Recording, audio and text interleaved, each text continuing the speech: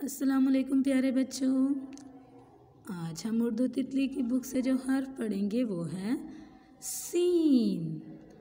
Scene, ये scene की आधी शक्ल दी गई है। सीन की मुकम्मल शक्ल ये है। प्यारे बच्चों, सीन की मुकम्मल शक्ल ये है। अब मैं आपको सीन की आवाज़ बताऊंगी। सीन की आवाज़ है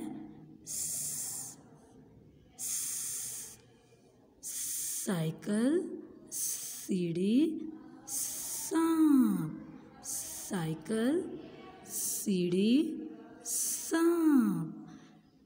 प्यारे बच्चों, सीन के पास 2 शोशे होते हैं और इसमें कोई नुक्ता नहीं होता। अब हम इसकी नज़म पढ़ेंगे।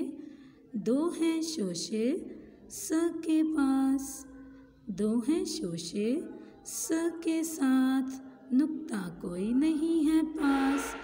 2 हैं शोशे स के साथ, नुक्ता कोई नहीं है पास। शुक्रिया।